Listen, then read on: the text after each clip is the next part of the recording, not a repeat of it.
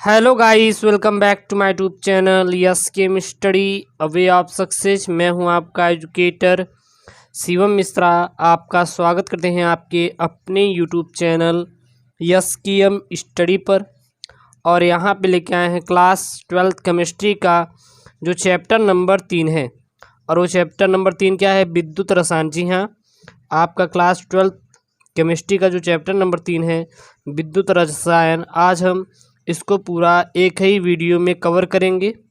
और अभी तक आप लोग अपने YouTube channel yes chem study को सब्सक्राइब नहीं किए हैं तो प्लीज़ चैनल को सब्सक्राइब करके बेल आइकन को प्रेस कर लें, ताकि आने वाली लेटेस्ट वीडियो की नोटिफिकेशन जो हो सबसे पहले आप तक पहुंचती रहे और आप अपने बोर्ड एग्ज़ाम की तैयारी सबसे बेहतरीन तरीके से घर बैठे कर पाएँ।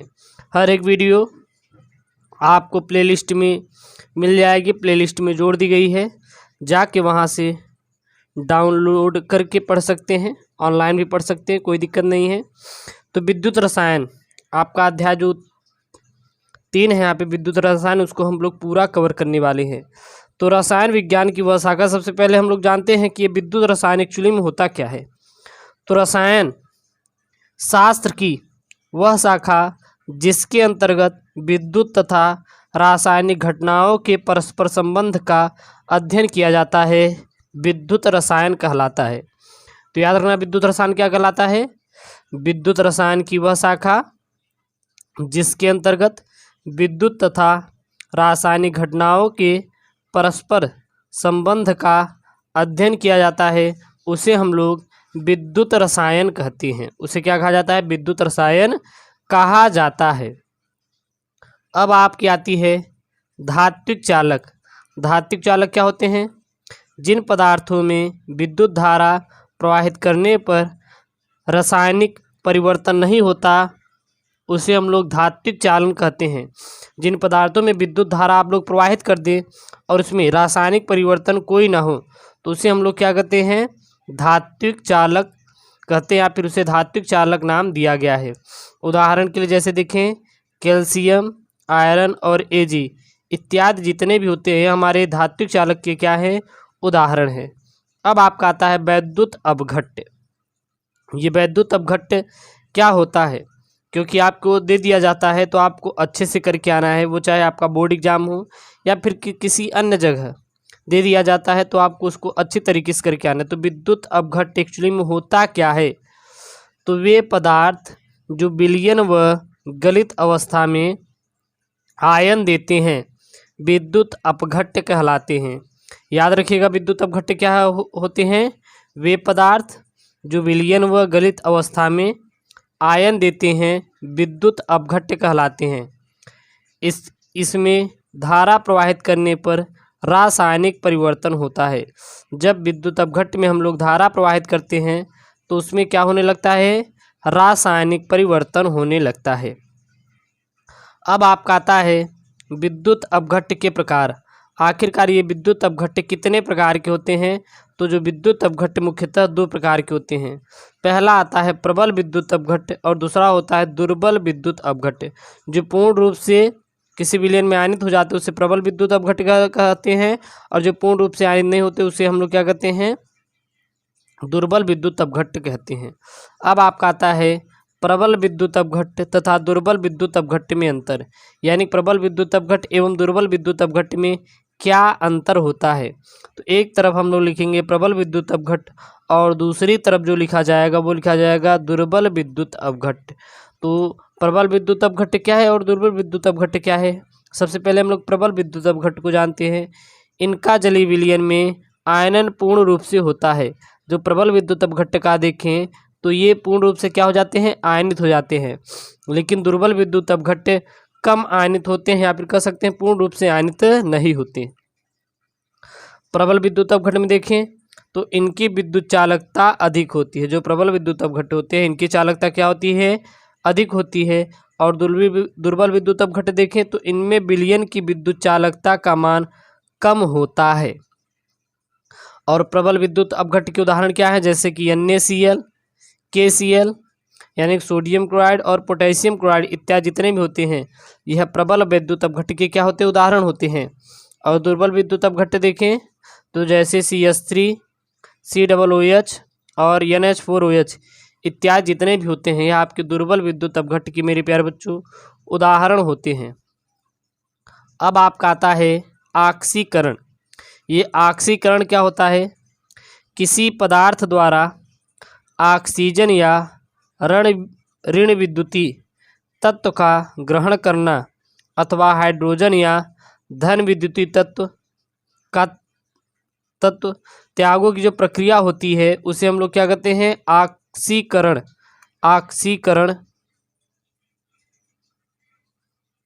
आक्सीकरण कहते हैं। जैसे एग्जाम्पल में यहाँ पे एक उदाहरण हम लोग ले सकते हैं। आक्सीकरण के बाद आती है अपचयन। अपचयन, तो अपचयन क्या होता है? किसी पदार्थ द्वारा हाइड्रोजन या धन विद्युतीय तत्व जुड़ते हैं या ऑक्सीजन व ऋण विद्युतीय तत्व को त्यागने की जो प्रक्रिया होती है उसे हम लोग क्या कहते हैं? अपचयन कहते हैं। अब आपकी आती है रेडॉक्स अभिक्रिया। ये रेडॉक्स अभिक्रिया क्या होती है या रिडॉक्स अभिक्रिया क्या होती है? तो वह रासायनिक अभिक्रिया जिसमें ऑक्सीकरण और अपचयन क्रियाएं दोनों साथ साथ होती है उसे ऑक्सीकरण अपचयन अभिक्रिया या फिर रेडॉक्स अभिक्रिया कहा जाता है। याद रखना, वह रासायनिक अभिक्रिया जिसमें ऑक्सीकरण और अपचयन क्रियाएं दोनों क्या होती हैं? साथ साथ होती हैं, उसे हम लोग रेडॉक्स अभिक्रिया कहते हैं। और या फिर रेडॉक्स अभिक्रिया को ही ऑक्सीकरण अपचयन अभिक्रिया भी कहा जाता है। नोट पॉइंट में देखें तो इलेक्ट्रॉन संकल्पना के अनुसार किसी पदार्थ द्वारा इलेक्ट्रॉन त्यागना ऑक्सीकरण व ग्रहण करना अपचयन कहलाता है। तो सीधा आप लोग लिख सकते हैं कि यदि कोई तत्व या पदार्थ इलेक्ट्रॉन क्या कर रहा है? त्याग कर रहा है। इलेक्ट्रॉन त्याग कर रहा है तो उसे हम लोग क्या कहते हैं? ऑक्सीकरण। और यदि वो इलेक्ट्रॉन का ग्रहण कर रहा है तो उसे आप सीधा बोल दीजिए कि वह अपचयन अभिक्रिया है। यहाँ पे देख सकते हैं सोडियम एक इलेक्ट्रॉन ग्रहण किया, त्यागा, तो आप सीधा कह सकते हैं कि वो ऑक्सीडेशन और रिडक्शन है। अब है आपका ऑक्सीकारक। ये ऑक्सीकारक क्या होता है? वह अभिकारक जो दूसरे को ऑक्सीकृत कर दे किंतु स्वयं अपचित हो जाए उसे हम लोग ऑक्सीकारक कहते हैं। तो ऑक्सीकारक क्या होता है अगला? वह अभिकारक जो दूसरे को ऑक्सीकृत कर दे किंतु स्वयं अपचित हो जाए उसे हम लोग ऑक्सीकारक कहते हैं। उसे क्या कहा जाता है? ऑक्सीकारक कहा जाता है। और अगला अपचायक क्या होता है? तो वह अभिकारक जो दूसरे पदार्थ को अपचयित कर दे किंतु स्वयं ऑक्सीकृत हो जाए, किंतु स्वयं क्या हो जाए? ऑक्सीकृत हो जाए, उसे हम लोग अपचायक कहते हैं। तो ऑक्सीकारक क्या होता है याद रखना? वह अभिकारक जो दूसरे को ऑक्सीकृत कर दे किंतु स्वयं अपचित हो जाए उसे हम लोग ऑक्सीकारक कहते हैं। और अपचायक क्या होता है? वह अभिकारक जो दूसरे को अपचयित कर दे किंतु स्वयं ऑक्सीकृत हो जाए उसे हम लोग अपचायक कहते हैं। अब आपका आता है ऑक्सीकारक संख्या। ये ऑक्सीकारक संख्या क्या होती है? किसी यौगिक या आयन के अंतर्गत स्थित किसी परमाणु का पूर्ण अंक या वह आवेश है जो उस परमाणु को स्वेच्छापूर्वक तथा कुछ कल्पित नियमों के आधार पर दिया जाता है।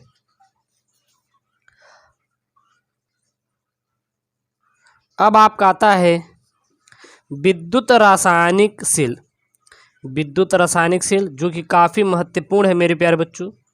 विद्युत रासायनिक सेल बनाने के लिए भी दे दिया जाता है, तो इसको आपको अच्छे से तैयार करना है और इसको अच्छे से पढ़ना है विथ फिगर के साथ। देख सकते हैं यहाँ पे मैंने आपको फिगर भी बना दिया है जिससे आपको कोई भी दिक्कत ना आए और आप इसको अच्छी तरीके से पढ़ लें। ओके, तो विद्युत रासायनिक सेल होता क्या है देख लेते हैं। वह युक्ति जिसकी सहायता से रासायनिक ऊर्जा को विद्युत ऊर्जा में परिवर्तित किया जाता है उसे विद्युत रासायनिक सेल कहते हैं। याद रखना, वह युक्ति जिसकी सहायता से क्या होता है? रासायनिक ऊर्जा को विद्युत ऊर्जा में परिवर्तित किया जाता है उसे विद्युत रासायनिक सेल कहते हैं। सर्वप्रथम ए एल गैल्वेनी ने सन 1780 एवं वोल्टा, जिसका क्या जन्म हुआ था 1800 में हुआ था, ने रासायनिक ऊर्जा को विद्युत ऊर्जा में परिवर्तित किया था। इसलिए इसे गैल्वेनी या वोल्टीय सेल कहा जाता है, क्योंकि इसमें दो वैज्ञानिक थे, एक थे एल गैल्वेनी और दूसरे थे वोल्टा। एल गैल्वेनी का जन्म कब हुआ था? सन 1780 में, और वोल्टा का हुआ था 1800 ईस्वी में। ने रासायनिक ऊर्जा को विद्युत ऊर्जा में परिवर्तित किया, इसीलिए हम लोग विद्युत रासायनिक सेल को ही क्या कहते हैं? गैल्वेनी सेल, या फिर मेरे प्यारे बच्चों, इसीलिए हम इसको क्या कहते हैं? गैल्वेनी सेल या फिर वोल्टीय सेल का नाम दिया गया है। ठीक है, याद रखिएगा। अगर फिगर में देखें तो जो गैल्वेनिक सेल होता है कुछ इस प्रकार से होता है। अगर इसकी देखिए यहाँ पे, ये हमारी क्या है? ये हमारी कोई पात्र है, इसमें जिंक सल्फेट को डाला गया है, और ये यहाँ पे जो लगी हुई है ये लवण सेतु है। ठीक है, और यहाँ पे एक कुंजी लगा दी गई है, और यहाँ पे गैल्वेनीमीटर लगा दिया गया है। ये कैथोड है, ये क्या है? एनोड है। एनोड पर जिंक आयन देता है, और कैथोड पे क्या आता है? हमेशा कॉपर आयन होता है। ठीक है, तो इस सेल में अलग अलग पात्रों में जिंक सल्फेट तथा कॉपर सल्फेट का विलयन लेते हैं। इस सेल में क्या किया जाता है? अलग अलग पात्र, मतलब कि इसमें हम लोग किसी एक में जिंक सल्फेट लेंगे और दूसरे में क्या लेंगे? कॉपर सल्फेट, बोलो तो CuSO4 का विलयन लेते हैं। जड़ियन SO4 यानी जिंक सल्फेट वाले विलयन में जिंक का तथा कॉपर सल्फेट वाले विलयन में कॉपर प्लेट को डुबोया जाता है। यानी कि जिंक सल्फेट वाले विलयन में हम लोग जिंक की एक प्लेट को डालेंगे, और कॉपर सल्फेट वाले विलयन में कॉपर की एक प्लेट को क्या करेंगे? डाल देंगे। दोनों विलयनों को एक लवण सेतु की सहायता से जोड़ा जाता है, और दोनों विलयनों किससे जोड़ते हैं? एक लवण सेतु की सहायता से जोड़ा जाता है, जो म्यू आकार की कांच की नली होती है, जिसमें हम लोग अलग अलग से बना, यहाँ पे अलग अलग हो जाएगा, अलग अलग से बना अर्ध ठोस जलीय विलयन भरा होता है। यह लवण सेतु परिपथ को पूर्ण करता है, जिससे अभिक्रिया संपन्न होती है, किंतु उन्हें आपस में मिलने से रोकता है। इस प्रकार बने सेल को दो अर्धसेलों से मिलकर बना हुआ माना जाता है। इसी को क्या कहते हैं? विद्युत रासायनिक सेल कहते हैं। इस सेल में निम्न प्रकार की अभिक्रियाएं होती हैं, और ये अभिक्रिया को लिखना होगा तो आप लोग लिख सकते हैं। ठीक है ना। अब आती है लवण सेतु का कार्य, यानी जो यहाँ पे देखिए एक लवण सेतु लगाया गया है। देखिए यहाँ पे ये क्या है? एक लवण सेतु है जो कि दोनों विलयनों में क्या करती है? इसका कार्य क्या होता है? तो यह सेल के परिपथ को पूर्ण करता है। लवण सेल क्या करता है? लवण जो सेतु होती है यह सेल के परिपथ को क्या करता है? पूर्ण करता है। यह दोनों विलयनों की विद्युत उदासीनता को बनाए रखता है। यह दोनों विलयनों परोक्ष रूप से जोड़ता है। दोनों विलयनों क्या करता है? परोक्ष रूप से जोड़ने का प्रयास भी करता है। ठीक है, अब आपकी आती है इलेक्ट्रोड विभव। यह इलेक्ट्रोड विभव क्या होता है? पूरी हम इसकी जानकारी देंगे, टेंशन मत लीजिएगा। तो किसी धातु को उसके आयन के संपर्क में रखने पर बने इलेक्ट्रोड त्यागने या ग्रहण करने की प्रक्रिया को इलेक्ट्रोड विभव कहते हैं। याद रखना, इलेक्ट्रोड विभव किसे कहते हैं? किसी धातु को उसके आयन के संपर्क में रखने पर इलेक्ट्रोड त्यागने या ग्रहण करने की प्रक्रिया इलेक्ट्रोड विभव कहलाती है। इलेक्ट्रोड विभव देखिए तो मुख्यतः हमारी दो प्रकार की होती है। पहला आक्सीकरण इलेक्ट्रोड विभव, और दूसरा होता है अपचयन विभव। तो आक्सीकरण इलेक्ट्रोड विभव क्या होती है? किसी इलेक्ट्रोड के इलेक्ट्रॉन त्यागने की प्रवृत्ति आक्सीकरण कहलाती है। याद रखना, आक्सीकरण क्या होती है? किसी इलेक्ट्रोड के इलेक्ट्रॉन त्यागने की प्रवृत्ति आक्सीकरण कहलाती है। और अपचयन क्या होती है? अपचयन विभव क्या होती है? किसी इलेक्ट्रोड के इलेक्ट्रॉन ग्रहण करने की प्रवृत्ति को क्या कहते हैं? अपचयन कहते हैं। जैसे यहाँ पे कोई यम हमारा सॉलिड है, कोई भी मेटल हो सकता है, कोई भी कुछ हो सकता है, और ये इलेक्ट्रॉन का त्याग कर रहा है, लेकिन यहाँ पे कोई हमारा है, ये हमारा क्या कर रहा है, इलेक्ट्रॉन का ग्रहण कर रहा है। अब आता है इलेक्ट्रोड विभव को प्रभावित करने वाले कारक, यानी कि इलेक्ट्रोड विभव को कौन कौन से ऐसे कारक होते हैं जो कि उसे क्या करते हैं प्रभावित करते हैं। पहला आती है धातु की प्रकृति। तो इलेक्ट्रोड विभव धातु के विद्युत ऋणात्मकता एवं विद्युत धनात्मकता पर निर्भर करती है, जिसका मान प्रबल होता है इससे उनमें इलेक्ट्रॉन त्यागने की प्रवृत्ति अधिक होती है। विलयन में धातु आयनों का सांद्रण, तो किसी इलेक्ट्रोड का विभव उसके विलयन में उपस्थित धातु आयनों की सांद्रण पर निर्भर करता है। धातु आयनों का सांद्रण बढ़ाने से ऑक्सीकरण विभव क्या होता है, घटता जाता है। अगला है ताप का प्रभाव, तो इलेक्ट्रोड विभव पर ताप का प्रभाव नष्ट समीकरण द्वारा समझाया जाता है। अगला है दाब का प्रभाव, तो सेलों के अभिक्रिया में गैस के दाब प्रभाव पड़ता है, इसलिए गैसीय इलेक्ट्रोड में गैसों का प्रभाव क्या रखा जाता है, निश्चित रखा जाता है। अब आपकी आती है धात्विक चालकता एवं विद्युत अपघटनी चालकता में अंतर, यानी कि एक तरफ हम लोग देखेंगे धात्विक चालकता और दूसरी तरफ क्या है, विद्युत अपघटनी चालकता। तो धात्विक चालकता और विद्युत अपघटनी चालकता में अंतर क्या होती है, तो इसमें विद्युत धारण का चालन इलेक्ट्रोडों के द्वारा होता है और इसमें विद्युत धारा का चालन आयनों के प्रवाह द्वारा होता है। इनमें विद्युत धारा प्रवाहित करने पर या इसके द्वारा या फिर इनमें विद्युत धारा प्रवाहित करने पर कोई रासायनिक परिवर्तन नहीं होता और इनमें विद्युत प्रवाहित करने पर विद्युत अपघट्य का अपघटन हो जाता है। तीसरा देखिए मेरे प्यारे बच्चों यहाँ पे, तो इनमें पदार्थ का स्थानांतरण नहीं होता, इनमें आयनों के रूप में पदार्थ का स्थानांतरण होता है। चौथा देखिए तो धात्विक चालन के चालकता का मान उच्च होता है धात्विक चालकता में और विद्युत अपघटनी चालकों की चालकताओं का मान निम्न धात्विक चालकों से कम होता है विद्युत अपघटनी चालकता में। अगर विद्युत चालकता में देखें तो ताप बढ़ाने पर धात्विक चालकता का मान कम हो जाता है और विद्युत अपघटनी चालकता में देखें तो विद्युत अपघटनी चालकता के ताप बढ़ाने के साथ साथ चालकता में वृद्धि हो जाती है। विद्युत चालकता के कुछ एग्जाम्पल देखें तो जैसे कि आयरन, कैल्शियम और Ag इत्यादि हैं। और विद्युत अपघटनी चालकता के एग्जाम्पल देखें तो HCl, NaCl और H2SO4 इत्यादि आते हैं।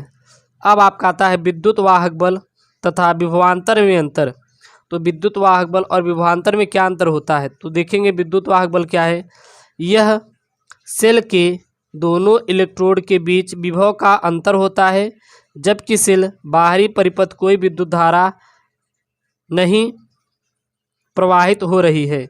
विद्युत धारा नहीं प्रवाहित हो रही, यहाँ पे थोड़ा मिस्टेक है हमारे, इसमें कहेंगे मिस्टेक हो तो उसको ध्यान देना, मैं इसको बोल दे रहा हूँ ऐसे आप ध्यान देना, विद्युत धारा प्रवाहित नहीं हो रही है। विभवांतर देखें तो यह सेल के दोनों इलेक्ट्रोड के बीच का विभवांतर होता है, जबकि सेल के द्वारा बाहरी परिपथ में विद्युत धारा प्रवाहित की जा रहा है या की जा रही है। अगला देखिए तो यह सेल से प्राप्त होने वाला अधिकतम वोल्टेज होता है और विभवांतर यह सेल से प्राप्त होने वाला अधिकतम वोल्टेज से हमेशा कम होता है। विद्युत वाहक बल को विभव मापी से मापा जाता है और सेल का विभवांतर वोल्टमीटर द्वारा मापा जाता है।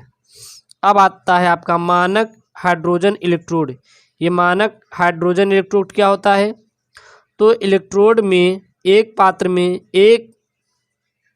एक मोल HCl लिया जाता है, जिसमें कांच की एक नली डूबी होती है, जिसमें प्लेटिनियम की तार की सहायता से एक प्लेटिनियम की पत्ती भी लगी होती है। तो यहाँ पे कुछ देख सकते हैं, फिगर में देखिए दर्शाया गया है। अगर यहाँ पे देखेंगे तो जिस पर प्लेटिनियम ब्लैक का लेप लगा होता है, प्लेटिनियम की पत्ती एक चौड़े कांच के बेलनाकार जैकेट से घिरी होती है। यहाँ जो प्लेटिनियम देखिए जैक पत्ती है एक चौड़ाकार प्लेट से क्या हुई, घिरी हुई है। इस जैकेट के ऊपर ऊपर की ओर से एक नली जुड़ी रहती है जिसमें से एक वायुमंडलीय दाब पर हाइड्रोजन गैस प्रवाहित की जाती है। जिसमें से एक, देखिए, जिसमें से एक हमारी वायुमंडलीय दाब गैस प्रवाहित की जाती है, ऊपर लगी हुई है। प्रवाहित हाइड्रोजन गैस का कुछ मात्रा प्लेटिनियम पर अधिशोषित हो जाता है तथा गैस शेष बुलबुले के रूप में जैकेट के छिद्रों द्वारा बाहर निकलने लगते हैं। अब आपका आता है मानक हाइड्रोजन इलेक्ट्रोड के एनोड पर होने वाली अभिक्रियाएं। तो मानक हाइड्रोजन इलेक्ट्रोड के एनोड पर क्या क्या अभिक्रिया होती हैं? तो जो हाइड्रोजन होता है यह 2 इलेक्ट्रॉन का त्याग करता है, यानी कह सकते हैं मानक हाइड्रोजन इलेक्ट्रोड के कैथोड पर होने वाली अभिक्रियाएं जो होती हैं वो हमारी क्या होती हैं? एक तो यहाँ पे हाइड्रोजन 2 इलेक्ट्रॉन का त्याग करता है और दूसरा हाइड्रोजन 2 इलेक्ट्रॉन का क्या करता है? ग्रहण करता है। ये एनोड पर होने वाली अभिक्रिया है, ये क्या है? कैथोड पर होने वाली अभिक्रिया है। अब आपकी आती है विद्युत चालकता को प्रभावित करने वाले कारक, यानी विद्युत चालकता को प्रभावित करने वाले क्या क्या आती हैं? तो पहला आता है विद्युत अपघट्ट की प्रकृति। तो किसी विद्युत अपघटनीय विलयन की चालकता उसमें उपस्थित आयनों की संख्या पर निर्भर करती है। यदि प्रबल विद्युत अपघट्ट का विलयन है तो उनमें आयनों की संख्या अधिक होने के कारण उसकी चालकता बहुत ही अधिक होती है, किंतु यहाँ पे अधिक होती है, याद रखना, यहाँ पे विद्युत चालकता अधिक होती है। किंतु यदि दुर्बल विद्युत अपघट्ट का विलयन है तो उसकी चालकता क्या होती है? कम होगी। अगली आती है विलायक की प्रकृति। तो किसी भी विलयन की विलयन चालकता विलायक की प्रकृति पर निर्भर होती है। यदि विलयन में ध्रुवीय विलायक है तो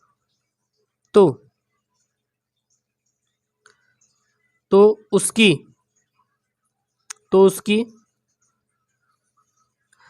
चालकता अधिक होती है, किंतु यदि विलायक ध्रुवित कम मात्रा में हो तो उसकी चालकता क्या होती है? बहुत ही कम होती है। अब है ताप। तो विद्युत अपघटनीय विलयन की चालकता ताप बढ़ाने से बढ़ जाती है, क्योंकि ताप को बढ़ाने से आयनों की गतिशीलता क्या हो जाती है? वृद्धि हो जाती है। अगला है तनुता। तो विलयन की तनुता बढ़ाने पर विलयन की चालकता में वृद्धि होती है, क्योंकि तनुता बढ़ाने पर आयतन की मात्रा क्या हो जाती है? बढ़ जाती है। अब है ओम का प्रभाव भी होता है इसमें। तो किसी चालकता से प्रवाहित होने वाली विद्युत धारा की सामर्थ्य चालक के दोनों सिरों पर लगाए गए विभवांतर की क्या होती है? समानुपाती होती है। यदि चालक में प्रवाहित धारा आई व इलेक्ट्रोडों या चालक के दोनों सिरों पर उत्पन्न विभवांतर वी हो तो क्या हो जाएगा? I proportional V. अर्थात जब यहाँ पे हमारा प्रोपोर्शनल हटेगा तो यहाँ पे हमारा एक आर नियतांक मिलता है, यानी कि V equal to I R या फिर I equal to V upon R, जहाँ आर एक नियतांक है जिसे चालक का प्रतिरोध कहते हैं और इसे ओम से प्रदर्शित किया जाता है। अब आपकी आती है विद्युत चालकता। ये विद्युत चालकता क्या होती है? तो किसी चालक या विलयन में विद्युत का चालन उसकी विद्युत चालकता पर निर्भर करती है। किसी चालक की विद्युत चालकता का मान उस चालक के प्रतिरोध के व्युत्क्रम के तुल्य होता है और इसे C से प्रदर्शित किया जाता है। और C बराबर क्या होता है? 1/R। चालक का मात्रक क्या होता है? ओम होता है। अगला आता है प्रतिरोधकता।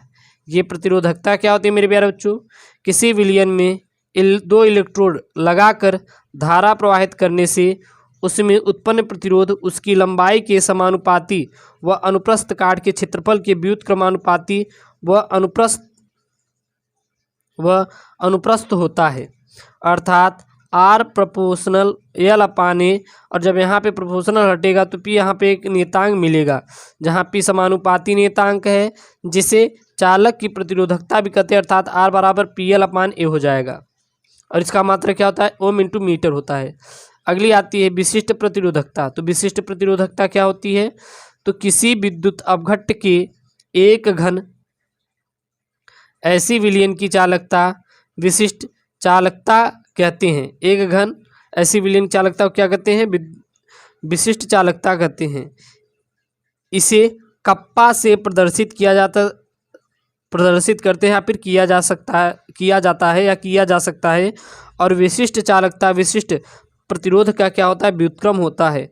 और कप्पा बराबर क्या होता है, 1/PA। ठीक है, और इसको अगर निकालेंगे तो क्या हो जाएगा, के बराबर L/R/A हो जाएगा, जहां R आपका प्रतिरोध हो गया और A अनुप्रस्थ काट का क्षेत्रफल है, L चालक की लंबाई है और के कप्पा है, इसका मात्रक क्या होता है, ओम इनवर्स सेंटीमीटर इनवर्स होता है। अब आपकी आती है तुल्यांकी चालकता। ये तुल्यांकी चालकता क्या होती है, तो किसी विलयन की तुल्यांकी चालकता उन समस्त आयनों की चालकता है जो 1 ग्राम तुल्यांकी विद्युत अवघट्ट को VmL विलेय यानी कि V मिलीलीटर विलेय करने से उत्पन्न होता है और इसे लैम्डा से प्रदर्शित किया जाता है। अगर इसका फार्मूला लिखना हो तो लिख सकते हैं लैम्डा AQ इक्वल टू क्या हो जाएगा, K इंटू V हो जाएगा, जहाँ K क्या है, विद्युत चालकता और V क्या है, आयतन है, तथा C क्या है, यहाँ पे है ना C और V है, तो यहाँ पे है आपका C ग्राम तुल्यांक 1000 घन सेंटीमीटर में विलेय है। तो अगर हम देखें तो 1 ग्राम तुल्यांक कितना हो जाएगा, 1000/C सेंटीमीटर क्यूब में विलेय होगा।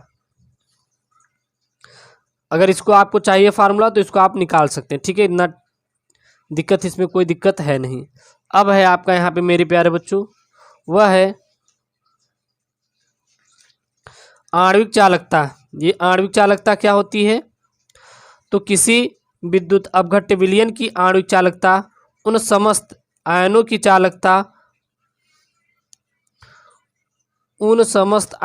चालकता है जो 1 ग्राम विद्युत अपघट्य को VmL में विलेय करने से उत्पन्न होती है और उसे लैम्डा m से प्रदर्शित करते हैं। यह विलयन की विशिष्ट चालकता व आयतन के गुणनफल के बराबर होती है, अर्थात लैम्डा m बराबर K इंटू V हो जाएगा। समीकरण 1, यदि m ग्राम मोल 1000 सेंटीमीटर क्यूब विलेय है तो 1 ग्राम मोल कितना हो जाएगा, 1000/m सेंटीमीटर से विलेय होगा, अर्थात इसको करेंगे तो V बराबर क्या हो जाएगा, 1000/m सेंटीमीटर क्यूब। समीकरण 2 हो जाएगा। लैम्डा बराबर क्या हो जाएगा, अब यहाँ पे V का मान रख देंगे, तो लैम्डा m बराबर क्या हो जाएगा, K इंटू V के स्थान पर ये पूरा हो जाएगा 1000/m। आणविक चालकता की इकाई क्या होती है, ohm inverse centimetre square mole inverse होता है। अगला आता है सेल स्थिरांक। ये सेल स्थिरांक क्या होता है, तो किसी चालकता सेल के इलेक्ट्रोड के बीच की दूरी L तथा एक इलेक्ट्रोड के तल का क्षेत्रफल A निश्चित रहता है, अतः इसका अनुपात एक स्थिरांक होता है जिसे सेल स्थिरांक कहते हैं और सेल स्थिरांक को हम लोग x से प्रदर्शित करते हैं। सेल स्थिरांक बराबर क्या होता है, सेंटीमीटर/सेंटीमीटर स्क्वायर। सेंटीमीटर से 1 सेंटीमीटर कैंसिल हो जाएगा तो 1/सेंटीमीटर आएगा, अर्थात कह सकते हैं सेंटीमीटर इनवर्स। अगला है विशिष्ट चालकता व सेल स्थिरांक में संबंध। तो किसी चालक पदार्थ के लिए प्रतिरोध R का मान लंबाई के समानुपाती तथा अनुप्रस्थ परिच्छेद का क्षेत्रफल A के व्युत्क्रमानुपाती होता है, अर्थात R प्रोपोर्शनल L/A, या R बराबर, जब यहाँ प्रोपोर्शनल हटेगा एंटी प्रोपोर्शनल हटेगा, अगर A के देखेंगे तो एंटी हो जाएगा, L के सापेक्ष देखेंगे तो प्रोपोर्शनल हो जाएगा, यानी कि अनुक्रमानुपाती। जब अनुक्रमानुपाती हटता है तो P एक नियतांक मिलता है, अर्थात R बराबर P इंटू L/A हो जाएगा और R बराबर क्या हो जाएगा, PX, क्योंकि X बराबर L/A, तो R/P बराबर क्या हो जाएगा, X, और X बराबर क्या हो जाएगा, प्रतिरोध बटे प्रतिरोधकता, और इसी X को क्या कहते हैं हम लोग, सेल स्थिरांक कहते हैं, याद रखना। ठीक है, अब आपकी आती, अर्थात कह सकते हैं सेल स्थिरांक बराबर क्या हो जाएगा, विशिष्ट चालकता बटे चालकता, और विशिष्ट चालकता बराबर क्या हो जाएगा, सेल स्थिरांक इंटू चालकता हो जाएगा। अब है फैराडे के विद्युत अपघटन का नियम, यानी फैराडे के विद्युत अपघटन का नियम क्या है, यानी फैराडे ने विद्युत अपघटन संबंधित क्या नियम दिया था। तो विद्युत अपघटन से यहाँ पे पहले देखेंगे। सन 1832 में माइकल फैराडे ने विद्युत अपघटन के 2 नियम दिए थे। सन 1832 ईस्वी में जो माइकल फैराडे थे, इन्होंने विद्युत अपघटन के कितने नियम दिए थे? 2 नियम दिए थे। पहला है प्रथम नियम, तो विद्युत अपघटन से किसी इलेक्ट्रोड पर मुक्त होने वाला या होने वाली पदार्थ की मात्रा प्रवाहित विद्युत धारा की मात्रा के समानुपाती होती है। माना I एम्पियर की धारा t सेकंड तक प्रवाहित करने पर इलेक्ट्रोड पर मुक्त हुए पदार्थ की मात्रा W ग्राम है। W ग्राम है तो W प्रोपोर्शनल क्या हो जाएगा? फाई, और जब फाई हटेगा तो I यहाँ पे एक हमारा क्या मिलेगा? रासायनिक तुल्यांक मिलेगा। ठीक है, तो हमारा क्या हो जाएगा? चूंकि फाई बराबर, अब आपका जो आता है वो आता है द्वितीय नियम। ये द्वितीय नियम क्या है? यदि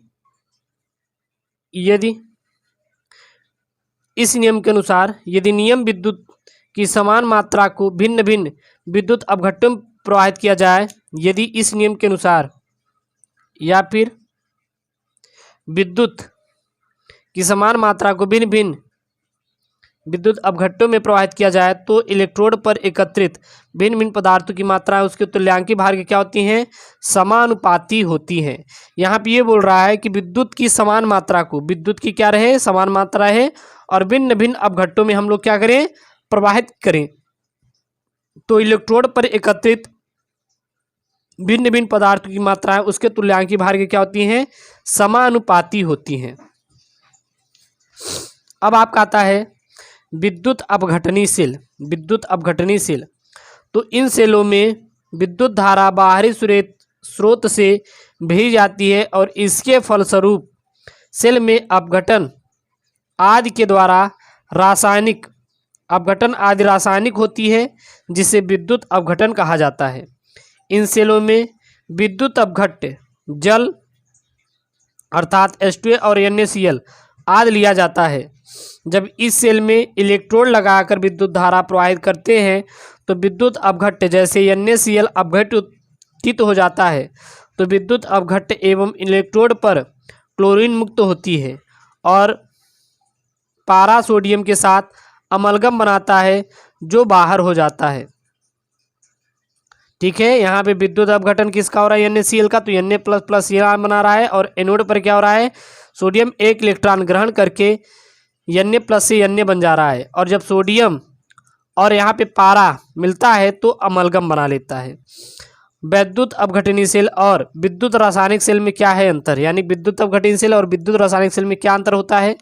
तो एक तरफ विद्युत अपघटनी सेल और दूसरी तरफ लिखेंगे विद्युत रासायनिक सेल।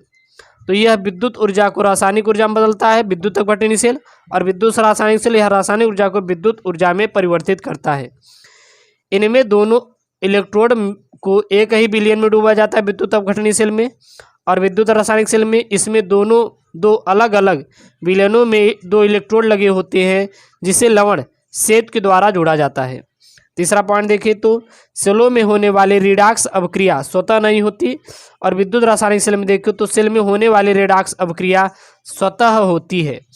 चौथा देखिए विद्युत अपघटनी सेल में, तो सेल पर कार्य होने से इसकी मुक्त ऊर्जा में वृद्धि होती है, और विद्युत रासायनिक सेल में देखें तो सेल के कार्य करने पर अगर देखें तो मुक्त ऊर्जा में कमी आती है। ये मुक्त ऊर्जा हो गया, मुक्त ऊर्जा में क्या होती है? कमी आती है। अब आती है आपका कोलराउस का नियम। जी हाँ, बहुत ही महत्वपूर्ण है कोलराउस का नियम, और ये आपका कहीं ना कहीं बोर्ड परीक्षा में आ जाता है, तो आपको करके ले आना है और इसको याद भी कर लेना है। ठीक है ना, बहुत ही महत्वपूर्ण है कोलराउस का नियम। तो क्या होता है? किसी भी विद्युत अपघट्य की अनंत तनुता पर तुल्यांकी या मोलर चालकता उसमें उपस्थित धनायन और ऋणायन की अनंत तनुता पर तुल्यांकी या मोलर चालकताओं के योग के बराबर होता है। अर्थात लेमडा m अनंत plus lambda m x lambda अनंत प्लस y लेमडा अनंत। लेमडा m अनंत क्या है? जहाँ पे विद्युत अपघट्य की मोलर चालकता, और लेमडा अनंत प्लस क्या है, अनंत तनुता पर धनायन की मूलक चालकता, और लेमडा अनंत माइनस जब आ जाएगा तो क्या हो जाएगा, अनंत तनुता पर ऋणायन की मूलक चालकता। यह प्लस हो जाएगा तो धनायन, माइनस हो जाएगा ऋणायन। अब एक्स और वाई क्या है, तो एक्स जो है प्रति फार्मूला इकाई पर धनायन की संख्या, और वाई जो है वो प्रति फार्मूला पर ऋणायन की संख्या होती है। ठीक है। अब आपका आता है कोलराउस के नियम के अनुप्रयोग, यानी कि कोलराउस के नियम के कहाँ कहाँ प्रयोग किए जाते हैं। तो पहला है दुर्बल वैद्युत अपघट्ट की अनंत तनुता पर मोलर चालकता का निर्धारण में हम लोग दुर्बल वैद्युत अपघट्ट का उपयोग करते हैं। तो इस नियम के उपयोग से दुर्बल वैद्युत अपघट्ट की तुल्यांकी चालकता प्रबल विद्युत अपघट्टों में धनायनों और ऋणायनों की चालकता के मानों का गणितीय समायोजन ज्ञात की जाती है। ठीक है। और दूसरा कहाँ की जाती है, विद्युत वियोजन की मात्रा ज्ञात करने में। दूसरा कहाँ की जाती है, वियोजन की मात्रा ज्ञात करने में। तो कोलराउस के नियम के आधार पर विद्युत अपघट्ट के वियोजन की मात्रा की गणना की जाती है।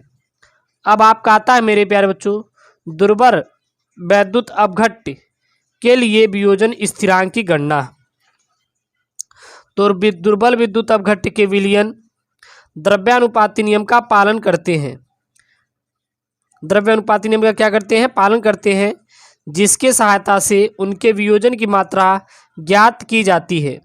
माना ए बी एक दुर्बल विद्युत अपघट्ट है जिसका सांद्रण C मोल प्रति लीटर है तथा वियोजन की मात्रा क्या है हमारी, अल्फा है।